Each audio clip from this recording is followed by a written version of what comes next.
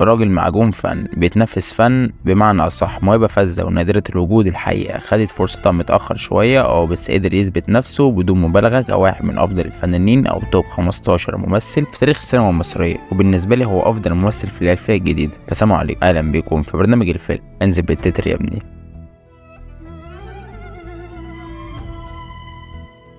خالد صالح من الممثلين النادرين جدا اللي تحسهم منك شبه الناس كلها، شقي وتعب وبمرمط قوي، ومن خلال الرحله الشاقه دي من تاجر حلويات شرقيه بمعنى اصح حلواني، وقعد طول فتره شبابه في مسرح الهناجر واشتغل محامي برضه. حاجات كتير خلت خالد صالح عنده مخزون رهيب انه يخرجه في السينما والتلفزيون. بالنسبه لي العمالقه محمود المليجي ونجيب الريحاني ومحمود عبد العزيز ونور الشريف وعادل امام وغيرهم من الفنانين. فخالد صالح لما دخل يمثل سينما وتلفزيون كان خلاص اكتسب الثقه وكل حاجه من المسرح بمعنى اصح مقسم جسمه كممثل، فكان بالنسبه له الموضوع سهل، فعشان كده خطف الانظار من اول ما ظهر على شاشه السينما. وزي ما قلت لكم خالد صالح من اكتر الفنانين اللي عندهم لغه جسد رهيبه، بيمثل بايده وبجسمه عموما باحتراف، وده برضو اكتسبه من المسرح، بيمثل بكل حته في جسمه وايده بالتحديد. المفروض انه ممثل مسرح فيمثل بجسمه بس، لا ده عنده كل اللغات، عنده لغه المسرح الجسم والسينما العين والتلفزيون، وبيجمعهم كلهم. يعني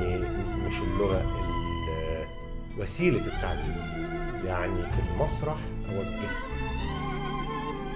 في التلفزيون هو الجسم وجزء من الوش، في السينما هو العين.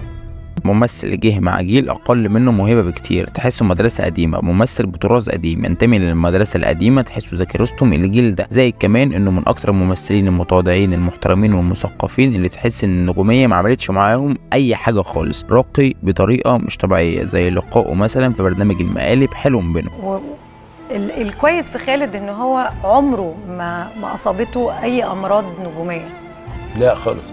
ما اصابتوش. يعني ما ينفعش خالص مذيع يبقى قاعد قدام ضيف مع احترامي الشديد، احنا بنسجل طبعا، ويحط رجل على رجل، لان انا اول ما ابتدينا نسجل رحت على طول شايل رجلي.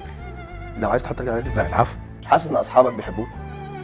انا بحبهم وهم اتمنى ان هم يكونوا بيحبوني قد ما انا بكون بحبهم، اتمنى، بس انا بحبهم. فلسفه شخصيته شخصيه الممثل بجد، اي حد عايز يمثل يركز على اعمال الراجل ده اللي الادوار كلها اللي لعبها متفصله عليه بالملي، اللي مستحيل تشوف اي ممثل مكانه يقدر يلعبها غيره، وتحس ان الدور بيناديه. نبتدي باول عمل شارك فيه خالد صالح، وهو مشهد صغير جدا حتى وشه ما كانش باين فيه، في فيلم جنة الشياطين. مين ده؟ انا اللي بشيلها الفوت. وبدأ أدوار صغيرة زي كده برضه في أعمال زي جمال عبد الناصر وأم كلثوم والنمس، وأول حاجة علمت مع الناس هو دور القاضي في فيلم محامي خلع. من بداية ظهوره في الكام مشهد دول وهو خطف الأنظار. دلوقتي لما أنت قلت لي التجارب الحياتية اللي أنت مريت بيها والمهن المختلفة اللي مرت عليك، أنا بدأت أركز دلوقتي أكتر، بعمل فلاش باك للأعمال اللي أنت عملتها، وأقول لا ده الراجل ده في ساعات كده نقول اكسبريشن صايع تمثيل. يعني ايه؟ يعني من كتر ملف، مش صايع يعني مفهوم الدارج، لا مفهوم ان هو من كتر ملف. الله يرحمه استاذ صلاح ابو سيف كان دي لازم تبقى صايع كمخرج عشان تشوف الانماط والتايبس اللي في الحياه. انت واضح انك انت من كتر ما مريت بتجارب، اشتغلت، شوف بتحكي لي دلوقتي في الحلويات واشتغلت في الالوميتال زي ما انا عارف. على فكره انا ليا بعض الاصدقاء يعني معجبين جدا على فكره من المشهد ده انك انت اديته. كنت بتتكلم على الريحه، قلت ايه؟ اول حاجه ريحه القاعه حلوه هو كان الكتابه الله ما جعله خير، الله ما جعله خير. الاستاذ وحيد حامد برضه في الحقيقه الكتابه الذكيه اللي فيها اشارات بتمتع الممثل، فبيبتدي يشتغل مش محتاج ابدا انه يضيف اضافات من عنده، تبقى اللي موجود كفايه. بيشارك في خلي الدماغ صاحي والنعامه والطاووس، وبيسيب برضه بصمات. بدا يتعرف بقى لما عمل مع احمد حلمي ميدو مشاكل بشخصيه سالم، ومن هنا بدات تطلع تاتشات خالد صالح في ادوار الشر، وان دوره في الفيلم ده تحسه افضل دور في الفيلم كله، وسط المهزله اللي كانت بتحصل في الفيلم دي سواء من شيرين عبد الوهاب ولا مهزله الانتاج والاخراج. بالنسبه لي من اقل افلام احمد حلمي، هو فيلم عايش بس سيء. في وسط كل ده كنت تحس ان هو الوحيد اللي مهتم وبيعمل دوره على اكمل وجه، وعايز يمسك الفرصه ويعمل اللي عليه. ويشارك في نفس السنه مع اشرف عبد الباقي في حكايات زوج معاصر. كان مستغرب ساعتها من اللي بيعمله اشرف عبد الباقي ده، بس انا شايف ان كوميديا اشرف عبد الباقي كانت مسابقه عصرها جدا وما بتتفهمش الا في وقتنا الحالي ده. ما علينا. ويشارك الساحر في محمود المصري لحد ما يجي اول دور مهم كامل في مساحه، وفي بقى شغل يقدر خالد صالح انه يطلع فيه امكانياته، هو دور العقيد رفعت السكري في فيلم تيتو. هذا الدور اللي بعتبره ايقونه في السينما المصريه، افضل دور لظابط او عقيد فاسد في تاريخ السينما المصريه. بالنسبه لي تيتو هو افضل فيلم اكشن اتعمل في الالفيه الجديده، فيلم متكامل من كل العناصر. احمد السقا المفروض هنا انه عامل افضل دور ليه، واداء بقى وبتاع، مجرد ما بيجتمع في مشهد واحد مع خالد صالح ما بيبقاش موجود، بياكله حرفيا زي اي حد بيقف قدام خالد صالح، اصل مفيش منافس ليه. الله يكون في عون اي حد خالد صالح هيقف قصاده، سواء خالد صالح في الفيلم ده كان بطل او دور تاني. تفتكر انت لو ما معكش القرشين دول كنت هتعرف تبقى في وسط الناس دي؟ افهم، عايز تبقى محترم بجد؟ الفلوس هي اللي هتخليك محترم. ما تعرفناش.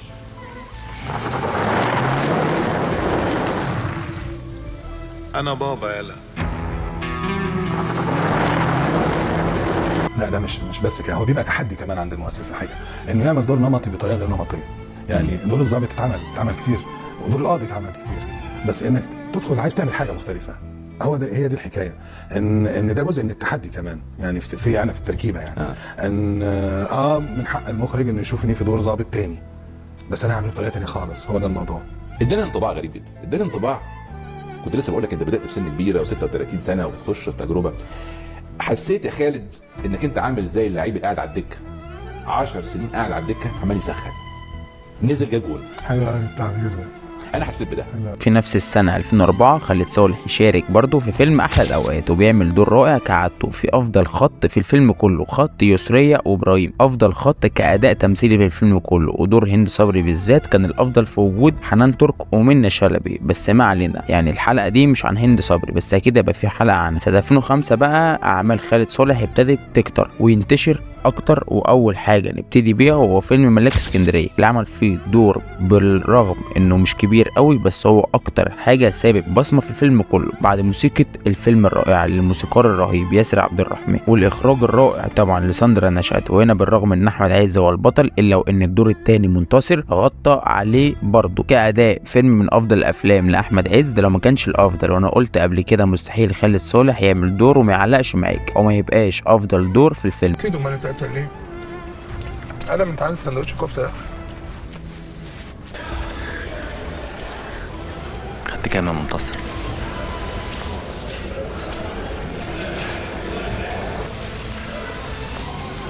2 مليون. ده اخويا انا مش هخبي عليك، يعني لو اشتغلت عمري كله مش هعرف اعمل ربعهم. ما الناس بتتعب عشان فلوسه بس؟ امال عشان ايه؟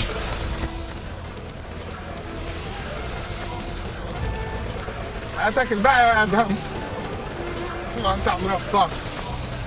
خالد صالح في مشهد العزا مثلا، البساطه والتلقائيه اللي بيرمي بيها الكلام كده، العلاقه بينهم مغني مش عارف ايه. ففي الفيلم الثاني هو فتح عينيك، اللي عمل فيه دور قوي برضه بدور سيد الراوي. نزل في مشهد كده في الفيلم الاندرريتد جدا خالي من الكوليسترول بدور أدرم محقق. الاوهام انا واخد فيها، انت خد فيها، كلنا لازم ناخد فيها. هو صحية صحيح اللي اختشوا ماتوا. ويعمل دور جامد برضه في حرب ايطاليا بدور بكر الروائي.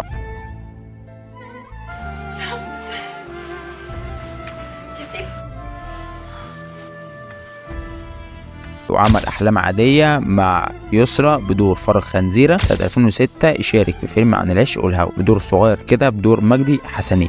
بص انا ما اعرفش ارسم غير حاجتين، يا قلب يا دي قلوب. قلت ايه؟ احلى دور مثلت بالنسبه لك كان ايه؟ الاحلى عمارة عوبيان، اصغر دور عملته كمال الفولي. كمال الفولي، لانه كان شخصيه 4-5 مشاهد بس، لازم كل الجوانب بتاعه الشخصيه تبان في ال4 مشاهد دول. فكنت مركز جدا لاني كمان قدام اساتذه كبار، فمش عايز ابقى انا اللي مخل. ويبتدي يطلع السلم واحده واحده بيقرب من البطوله المطلقه. وفي اخر 2006 يعمل واحد من الافلام المحببه لقلبي جدا، فيلم النوستالجيا الجميل توم دسة اشرار بدور بوبو. وفي سنه 2007 بقى يعمل اول بطوله مطلقه لخالد صالح وهو فيلم هي فوضى، الفيلم اللي من اخراج افضل مخرج في التاريخ من وجهه نظري يوسف شاهين. شخصيه حاتم دي اللي بقت ايقونيه ولحد يومنا هذا الناس مهتمه بيها جدا وبتعتبرها من افضل الشخصيات اللي اتعملت في الالفيه الجديده. فرق شاسع طالع بين الضابط بتاع تيتو والامين حاتم، هم مالهمش علاقه ببعض، بس ده شر وده شر، عمل ده باداء وده باداء تاني خالص. ممثل بجد يعني بيتلون على حسب المكان والزمان والشخصيه اللي بيلعبها. حاتم ده اللي عنده علاقات وسلطه اكبر من اللي فوقه بكتير، وبأمر منهم. الفيلم اللي تنبأ بأحداث الثورة قبل حدوثها ب4 سنين، ودي كانت رؤية المخرج الأكثر من رائع يوسف شاهين. أداء خالد صالح هنا وهو مجتمع مع شاهين هو أداؤه في أي فيلم تاني، أداؤه الخاص بيه هو بس. يعني نقدر نقول إن خالد صالح من الممثلين النادرين جدا اللي ما تأثروش بيوسف شاهين، زي نور الشريف مثلا في المصير ومحمود المليجي في فيلم الأرض. بس ده ما يمنعش برضو إن يوسف شاهين أضاف لخالد صالح في الفيلم ده كأداء تمثيلي، فيلم وشخصية للتاريخ. اوعوا تكونوا فاكرين البلد سايبه، لا، البلد فيها حكومه من حديد، والحكومه دي هي انا. مش بقول لكم فاكرينها سايبه، انا من حق اتكلم في المحمول بتاعك، وانا من حق اضربك. اللي مالوش خير في حاتم مالوش خير في مصر. مالوش خير في مين؟ في مصر.